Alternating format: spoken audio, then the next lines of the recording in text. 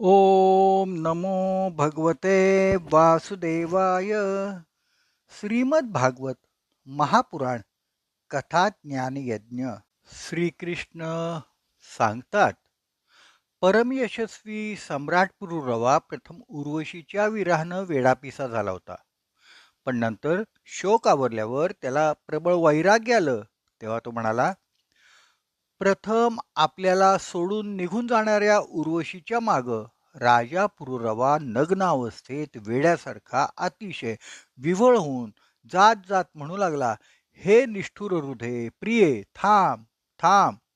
उर्वशीनं त्याचं चित्त आकर्षून घेतलेलं होतं. क्षुद्र विषयांच्या सेवनामध्ये पुरुरवा इतका बुडून गेला होता की कित्येक वर्षांच्या रात्री आल्या आणि गेल्या तरी त्याला त्याचं ज्ञानही नव्हतं. पुरुरवा म्हणाला, अरे अरे अरे अरे, माझा किती हा मूर्खपणा. कामवासनेने चित्त कलुषित झालेल्या आणि उर्वशीने गळ्याला मिठी घातलेल्या माझ्या आयुष्याची किती वर्ष फुकट गेली कळलंच नाही. हिच्या सहवासात सूर्य कधी उगवला कधी मावळला हे मला समजलंच नाही. अरे अरे अरे, कित्येक वर्षांचे दिवसच्या दिवस निघून गेले. हिनं मला पुरतं लुटलं. अहो, माझ्या मनातील मोह इतका वाढला की ज्यानं चक्रवर्ती महापुरुष असलेल्या मला स्त्रियांचं खेळणं केलं. प्रजेवर सत्ता चालवणाऱ्या मला आणि माझ्या राजसिंहासनाला गवताच्या काडीप्रमाणे सोडून उर्वशी निघून चालली असताना मी वेडा होऊन उघडा नागडा रडत कडत तिच्या माग धावलो धावलो. गाढवाप्रमाणे मारलेल्या लाथा सहन करून सुद्धा मी त्या स्त्रीच्या पाठीमागच निघालो. अशा स्थितीत माझ्या ठिकाणी प्रभाव, तेज आणि स्वामित्व कसं राहू शकेल बरं?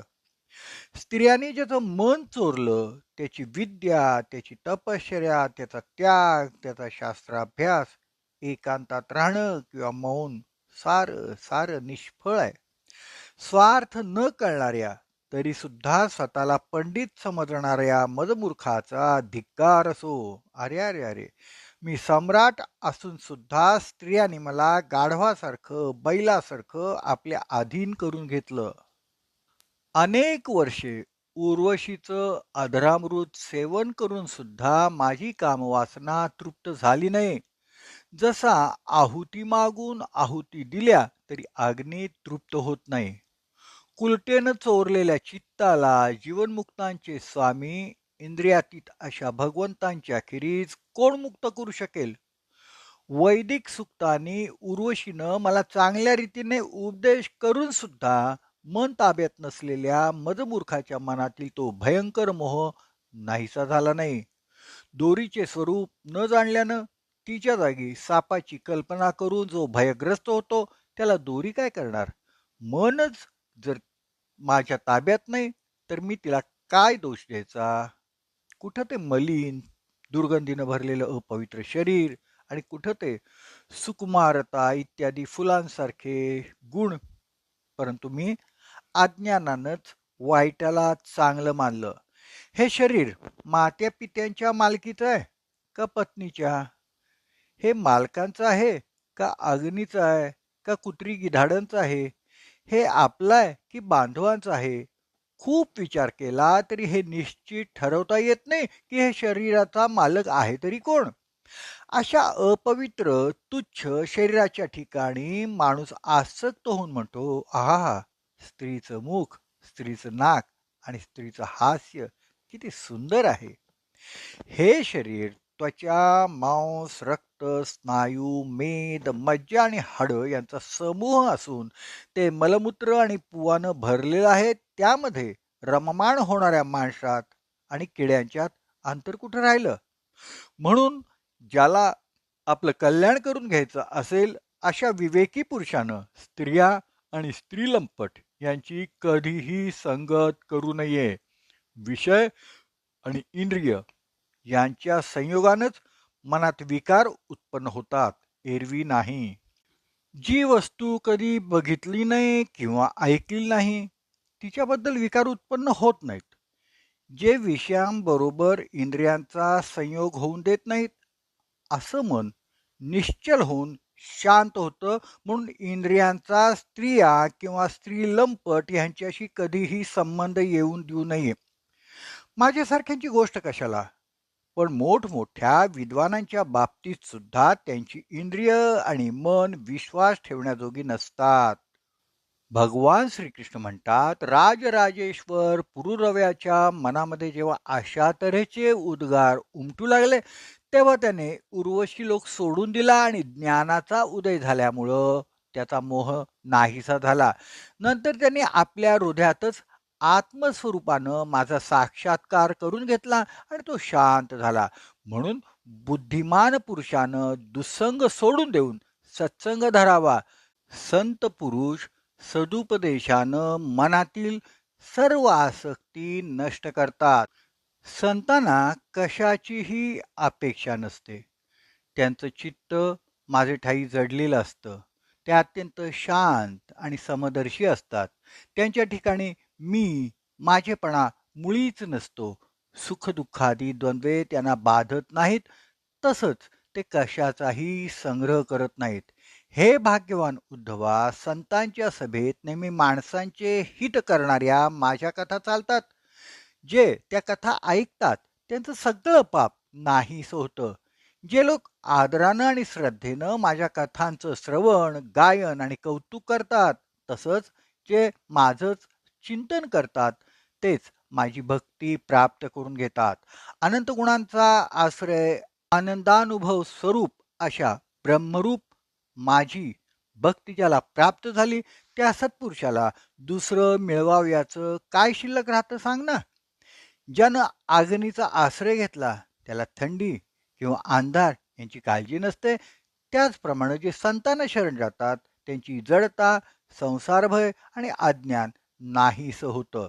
जशी पाण्यात बुडणाऱ्या लोकांना बळकट नौकाच आश्रय असते, त्याप्रमाणे जे या घोर संसार सागरात गटांगळ्या खातात त्यांच्यासाठी ब्रह्मवेत्ते शांत संतच आश्रय होत. जसे अन्नच प्राण्यांचे प्राण आहे, दीनांचे रक्षण करणारा मी आहे, माणसांचे परलोकामध्ये धर्म हेच धन आहे, त्याचप्रमाणे संसारामुळे भयभीत झालेल्यांच्यासाठी संतजनच रक्षण करते आहेत. जसा सूर्य उदय पाहून लोकांच्या डोळ्यांना पाहण्याची शक्ती देतो, त्याप्रमाणे संत पुरुष स्वतःला आणि भगवंतांना पाहण्याची दृष्टी देतात. संत हे अनुग्रहशील देवता आहेत. संत आपले हित इच्छिणारे सुहृद आहेत. संत आपले प्रियतम आत्मा आहेत. किंबहुना उद्धवा, संत म्हणजे मीच आहे.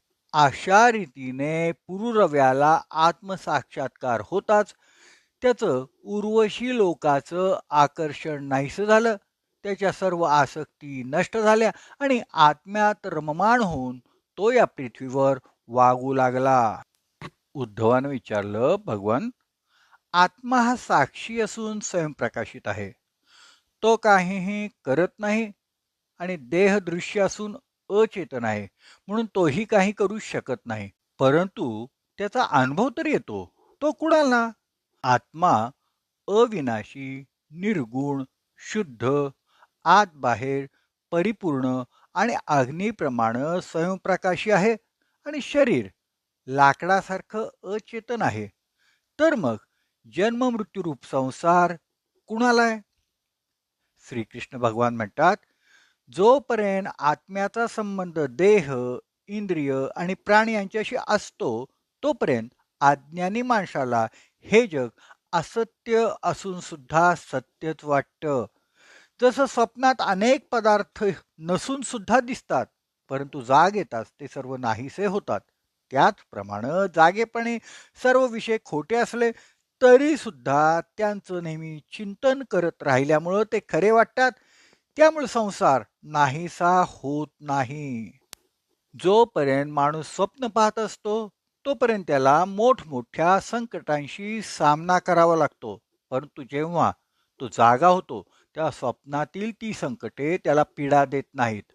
जोपर्यंत जीवाच्या ठिकाणी मी माझेपण आहे तोपर्यंतच शोक हर्ष, भय, क्रोध, लोभ, मोह, इच्छा इत्यादी विकार त्याला दिसतात आणि जन्ममृत्यूचं दुःख त्याला भोगावं लागतं.